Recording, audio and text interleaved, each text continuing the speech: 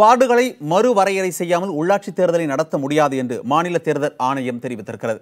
உள்ளாட்சித் தேர்தல் தொடர்பான நீதிமன்ற அவமதிப்பு வழக்கில் சென்னை உயர்நீதிமன்றத்தில் இந்த பதிலை மாநில தேர்தல் ஆணையம் கூறியிருக்கிறது. கூடுதல் விவரங்களை செய்தியாளர் முகேஷிடம் கேட்டறியலாம். முகேஷ், இன்று நீதிமன்றத்தில் நடந்த வாதங்கள் குறித்து விளக்கமா சொல்லுங்க. மணிமாறன், இந்த நீதிமன்ற அவமதிப்பு வழக்கானது உள்ளாட்சி தேர்தலை குறிப்பிட்ட தேதிகள், அதாவது கடந்த ஆண்டு செப்டம்பர் 18ஆம் தேதிக்குள் அறிவிக்கவில்லை என்பது தொடர்பாக தொடரப்பட்ட வழக்கு. இந்த வழக்கு ஆர்எஸ் பாரதி திமுக அமைப்பு செயலாளர் ஆர்எஸ் பாரதி தொடர்ந்த வழக்கு இன்று நீதிபதி சத்யநாராயணன் மற்றும் சுந்தர் அடங்கிய அமர்வில் வந்தது. அப்போது மாநில தேர்தல் ஆணையம் தரப்பில் மூத்த வழக்கறிஞர் CS வைத்தியநாதன் ஆஜராகி வார்டு மறுவரை பணிகளை நடத்தி முடித்த பிறகுதான் தேர்தலை நடத்த வேண்டும் என்று உச்சநீதிமன்றத்தில் இதே மனுதாரர் ஆர்எஸ் பாரதி ஒரு வழக்கு தொடர்ந்து இருக்கிறார். அந்த வழக்கிலிருந்து எவ்வித இடைக்கால உத்தரவும் பிறப்பிக்கப்படவில்லை. எனவே அதன் அடிப்படையிலேயே வார்டு மறுவரை பணிகள் தொடர்ந்து நடைபெற்றுக் கொண்டிருக்கிறது என்று தெரிவித்தார். மேலும் 1991ஆம் ஆண்டு மக்கள் தொகை கணக்கெடுப்பின்படியே தேர்தலை நடத்தலாம் என்று ஒரு 4 ஆண்டுகளுக்கு, அதாவது 1996, 2001, 2006 மற்றும் 2011ஆம் ஆண்டுகளில் முடிவெடுக்கப்பட்டு அதற்கான சட்ட திருத்தம் கொண்டு வரப்பட்டது. அதன் அடிப்படையில் தான் விலக்களிக்கப்பட்டு 91ஆம் ஆண்டு அடிப்படையிலேயே தேர்தல் நடத்தப்பட்டது.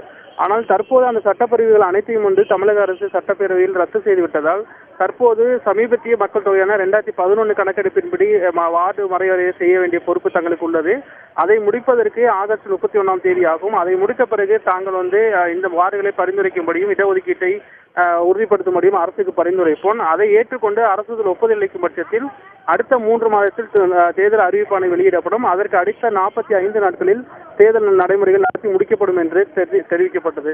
அப்போது அரசு தரப்பில் ஆஜரான மூத்த வழக்கறிஞர் ஆரியமா சுந்தரம் தங்களுக்கு பரிந்துரைக்கப்பட்ட பட்டியல் கிடைத்தவுடன் உடனடியாக ஒப்புதல் அளித்துவிடுவதாகவும் அதற்கு காலக்கெடுவை நிர்ணயிக்க முடியாது என்றும் நீதிபதிகளிடம் தெரிவித்தார். அப்போது மனுதாரர் தரப்பில் மூத்த வழக்கறிஞர் P. வில்சன் ஆஜராகி தேர்தல் ஆணையம் இருக்கிறது என்பதே தேவையற்றது, என்ன மாதிரியான செயல்பாடுகள் நடக்கிறது என்பதே தெரியவில்லை, எனவே அந்த ஆணையத்தை கலைத்து உத்தரவிட வேண்டும் என்று கோரிக்கை வைத்தார். அனைத்து தரப்பு வாதங்களையும் பதிவு செய்து கொண்ட நீதிபதிகள் நாளை திமுக தரப்பு மனுதாரர் ஆர்எஸ் பாரதி தரப்பில் மூத்த வழக்கறிஞர் வாதங்களை தொடங்குவதற்காக வழக்கை ஒத்திவைத்திருக்கிறார். அதே போல ஆகஸ்ட் 26ஆம் தேதிக்கு மேலாக மாநில தேர்தல் ஆணையம் தரப்பிலும் தமிழக அரசு தரப்பிலும் இதே மூத்த வழக்கறிஞர்களும் ஆஜராகி வாதிடுவதற்கு அவகாசம் கேட்டிருக்கிறார்கள். எனவே நாளை இந்த வழக்கு நாளை மாலை மீண்டும் 4 மணிக்கு ஒத்திவைக்கப்பட்டுள்ள நிலையில் திமுக தரப்பில் வாதங்களை தொடங்குவதற்கு வாய்ப்பு இருக்கிறது. மணிமாறன், விரிவான தகவல்களை வழங்கியமைக்கு நன்றி முகேஷ்.